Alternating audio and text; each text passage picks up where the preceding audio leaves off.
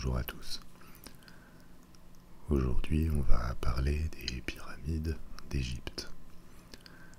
C'est un sujet qui m'a été demandé par quelques abonnés et qui m'intéresse beaucoup. Donc, dans la mesure de mes moyens, je vais essayer de vous parler de comment et pourquoi les Égyptiens ont couvert leur pays de dizaines de pyramides à une époque.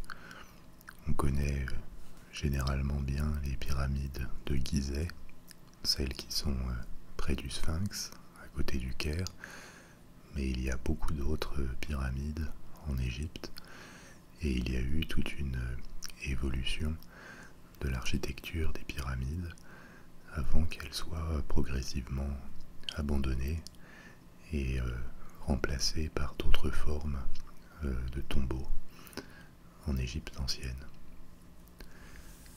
Avant de commencer, je vous signale que vous pouvez voter pour le prochain sujet que vous voudriez que je traite. Il y a une version anglaise de cette vidéo et dans les commentaires de la version anglaise, vous pouvez choisir plusieurs sujets qui sont dans la description de la vidéo et donc voter pour un des prochains sujets que j'enregistrerai en français aussi et en anglais. Mais sans plus attendre, partons aux origines de l'Égypte pour parler de l'apparition des pyramides. Les pyramides sont un symbole de l'Égypte ancienne. Sans doute, ce sont les monuments les plus connus de l'Antiquité égyptienne, mais pourtant ça fait partie des monuments les plus anciens construits en Égypte.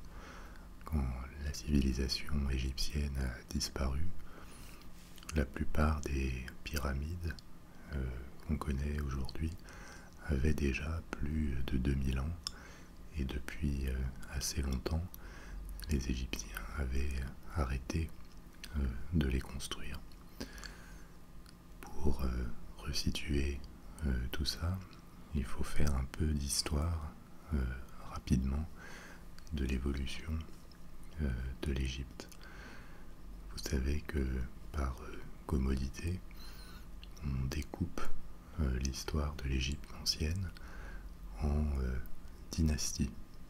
Il y a 30, je crois, dynasties, et ce système de découpage, il a été mis en place par un historien égyptien au IIIe siècle avant Jésus-Christ, un historien qui s'appelait Manéthon, et c'est lui qui a initié ce système de découpage à partir d'archives, entre autres, un système qui a ensuite été largement revu, puisqu'il y avait beaucoup d'erreurs dedans, mais qui est resté comme un moyen commode de dater et de suivre l'évolution de l'Égypte ancienne.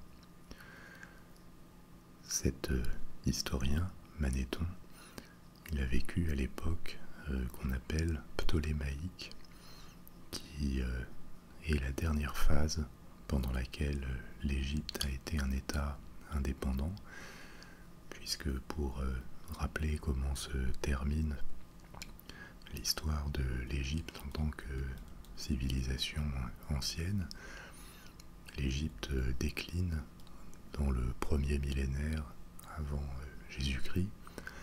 Elle est conquise par les Perses, l'Empire perse, et ensuite elle est conquise par les Grecs, par Alexandre le Grand, quand il envahit l'Empire perse. Et alors cette conquête de l'Égypte par les Grecs, c'est au IVe siècle avant Jésus-Christ. Et quand Alexandre a pris le contrôle de l'Égypte, il nomme à sa tête un général, Ptolémée, qui se fait couronner roi d'Égypte et qui donne naissance à une dynastie qu'on appelle ptolémaïque, dont le personnage le plus célèbre est Cléopâtre, probablement. Cléopâtre VII, celle qui est connue, et qui va régner sur l'Égypte jusqu'en -30 avant Jésus-Christ, quand les Romains, à leur tour, prennent le contrôle de l'Égypte, qui disparaît définitivement comme État indépendant. Alors si on revient aux origines de cette numérotation en dynastie, qui ne marque d'ailleurs pas le début de la civilisation égyptienne, mais qui marque plutôt l'unification de l'Égypte. Il y a eu avant cette période, une période qu'on appelle pré-dynastique, pendant laquelle la haute et la basse Égypte étaient deux royaumes indépendants. La haute Égypte, c'est tout le cours du Nil.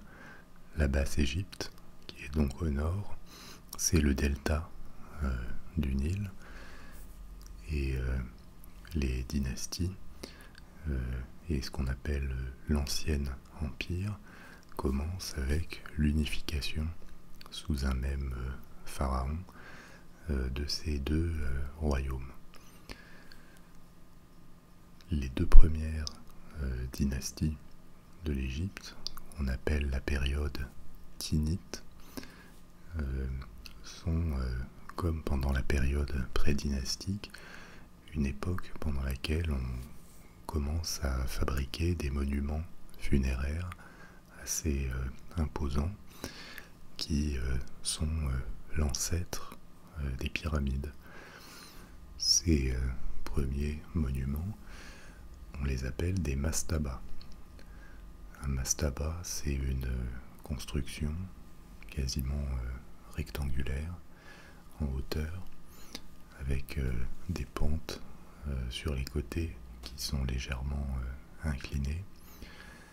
Et en dessous de cette construction, de ce monument, on creusait dans la terre, dans la pierre, la tombe du défunt qui serait inhumé.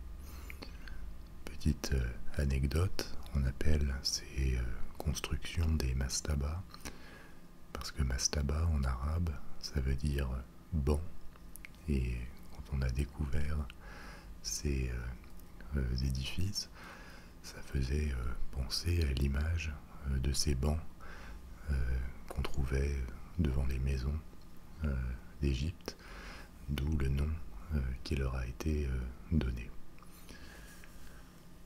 Les mastabas sont un peu comme une première étape, et les Égyptiens vont continuer d'ailleurs à en construire pendant des siècles, même après que les pyramides soient apparues, pour enterrer des dignitaires qui n'avaient pas forcément les moyens de construire une pyramide, et le mastaba était une alternative. Certains mastabas étaient construits en pierre, mais également souvent en briques, et beaucoup de mastabas ont quasi entièrement disparu. Les Égyptiens, de manière générale, ont utilisé la pierre uniquement pour deux types de constructions les plus importantes dans leur représentation du monde: les tombes, les pyramides, bien sûr, et également les temples.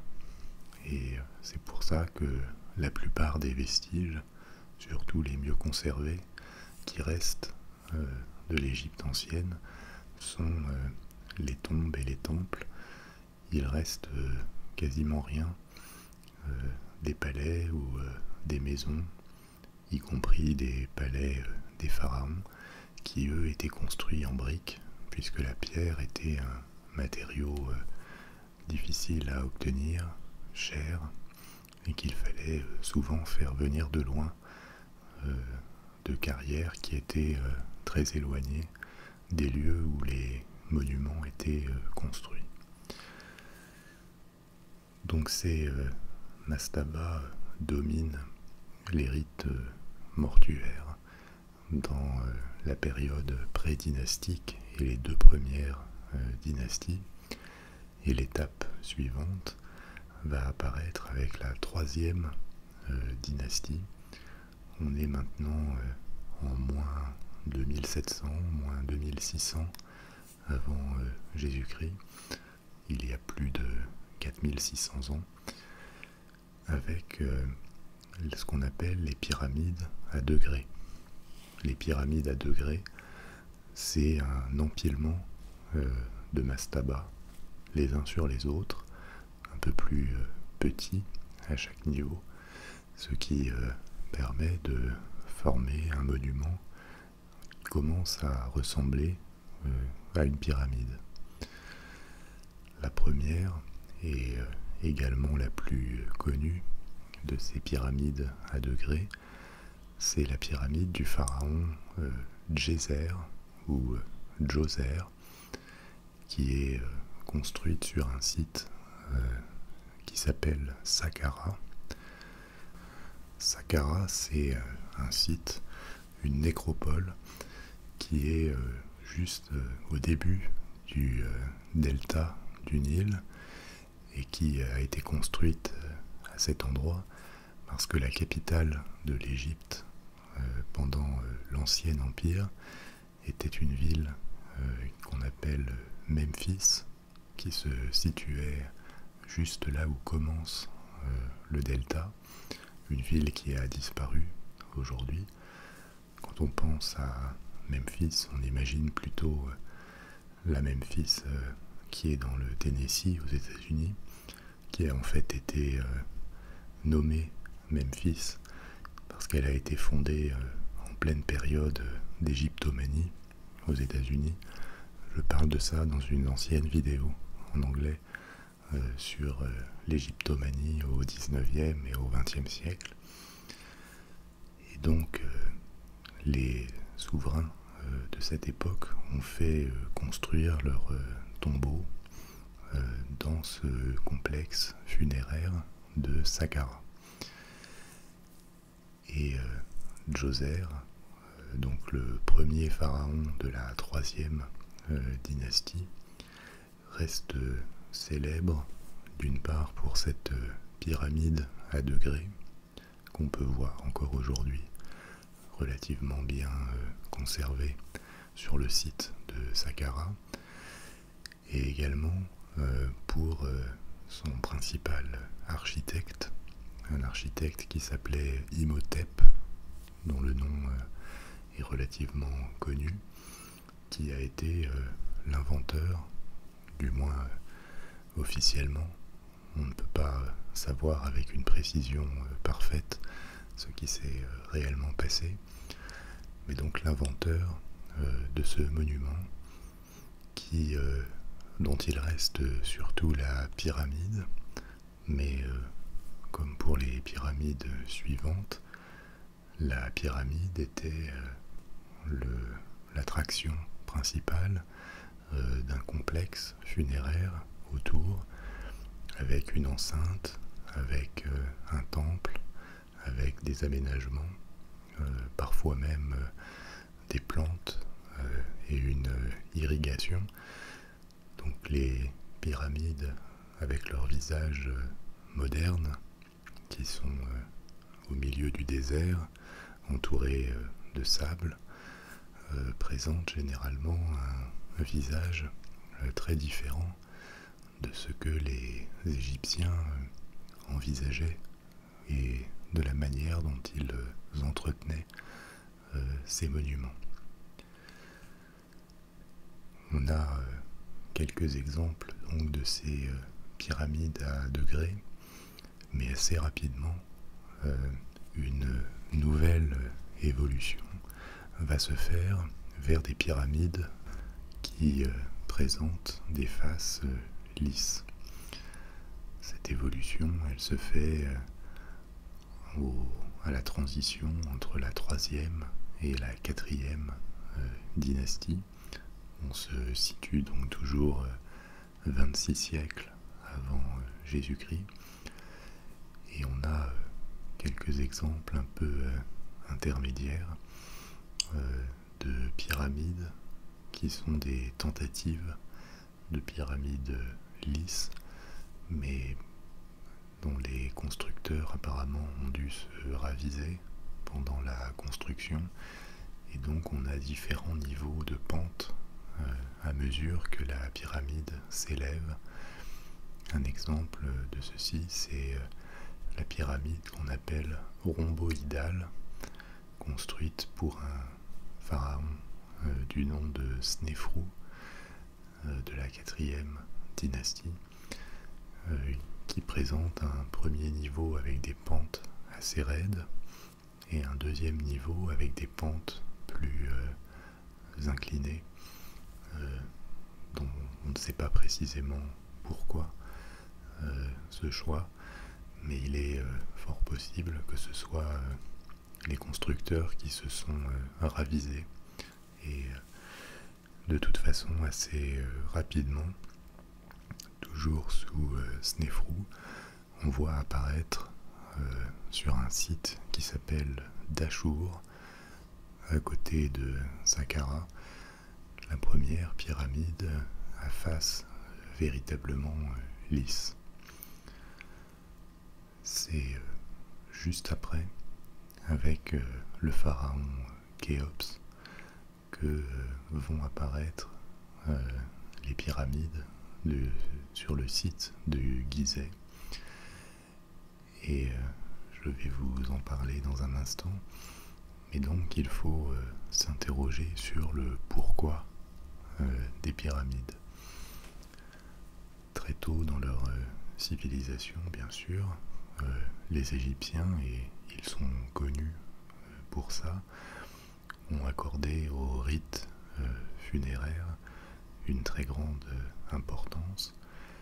Ils ont aussi divinisé leur pharaon, mais ceci n'explique pas véritablement pourquoi cette forme de pyramide.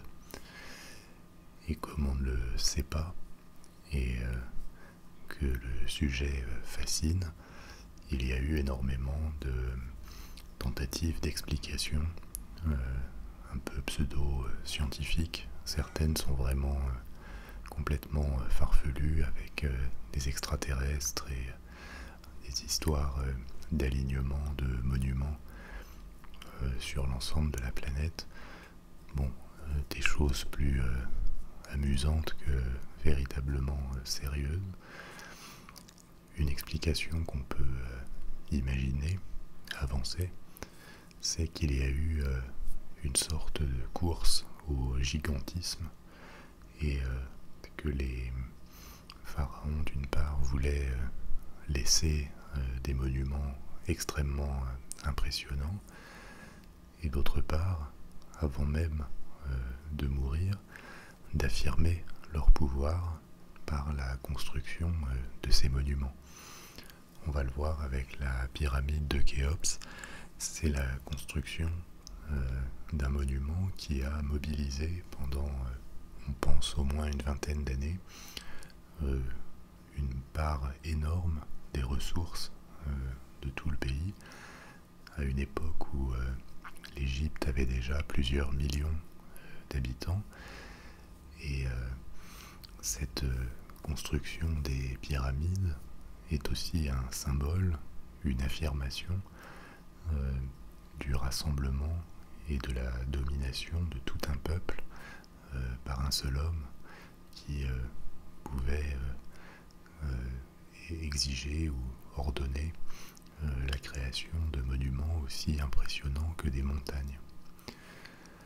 Peut-être aussi, compte tenu des connaissances architecturales de l'époque, que la forme de la pyramide été la seule option pour fabriquer les monuments les plus hauts possibles, puisque ça répartit la charge, le poids, de façon supportable pour le monument. Il aurait été impossible à l'époque, avec de la pierre, de fabriquer une tour aussi haute qu'une pyramide. Donc c'est à peu près plus de 25 siècles avant Jésus-Christ qu'apparaissent sur le site de Gizeh, près du Caire actuel, les grandes pyramides, celles de Khéops et de Képhren notamment, qui sont le symbole de l'Égypte ancienne et qui sont de gigantesques tombeaux aménagés avec, pour la pyramide de Khéops, un système de galeries qui descend vers une chambre souterraine qui est construite sous la pyramide et une chambre supérieure qui, elle, est construite dans le corps de la pyramide. On n'a jamais su précisément si le pharaon Khéops a été inhumé dans sa pyramide, et là encore la machine à fantasmes tourne à plein régime, donc on a énormément de chercheurs plus ou moins sérieux qui ont déclaré avoir percé le mystère de la pyramide de Khéops, ou qui recherchent d'autres chambres dans cette pyramide. Mais toujours est-il qu'il reste une question importante en suspens, qui est comment, avec des moyens techniques aussi rudimentaires qu'à l'époque, on a pu élaborer une construction aussi impressionnante. On a autour de la pyramide de Khéops retrouvé les restes du village où les ouvriers ont travaillé. On pense que c'est une pyramide qui a été érigée en 20 ans sur la base des indications de Manéthon, cet historien ptolémaïque dont j'ai parlé auparavant. Et c'est une estimation qui paraît plausible aux archéologues actuels. Les pierres sont venues d'assez loin, elles étaient transportées sur le Nil, et on pense, c'est l'option la plus populaire parmi les égyptologues, que la pyramide a été construite en empilant les étages avec un système de rampes en terre ou en briques qui entourait la pyramide et qui permettait de faire monter en pente douce les pierres jusque vers le sommet. La pyramide présentait aussi une apparence assez différente de son apparence actuelle quand elle a été terminée, puisqu'elle avait un revêtement en calcaire poli et donc blanc très brillant qui la couvrait du sommet jusque sur toutes ses faces. Et ce revêtement, il a été perdu, il s'est détruit, et il a également été abîmé puisque au cours des siècles suivant la chute de l'Égypte, les pyramides, comme elles étaient près du Caire, ont servi de carrière de pierre pour la construction d'autres bâtiments, et elles ont d'ailleurs perdu une partie de leur volume. La pyramide de Khéops, par exemple, a perdu plusieurs mètres de hauteur parce qu'elle a été réemployée en partie pour fabriquer d'autres bâtiments au Caire ou dans les villes environnantes. La construction de pyramides aussi gigantesques ne va pas durer longtemps, peut-être parce que les souverains suivants ont eu moins de pouvoir ou moins de possibilités économiques, mais sans doute surtout parce qu'il était intenable, insupportable pour un pays entier de se mobiliser constamment pour la fabrication d'un édifice aussi immense. Et donc les pyramides ensuite, qui vont être encore construites pendant des siècles, vont perdre en volume et en hauteur, mais c'est une pratique qui va continuer pendant tout l'Ancien et le Moyen Empire.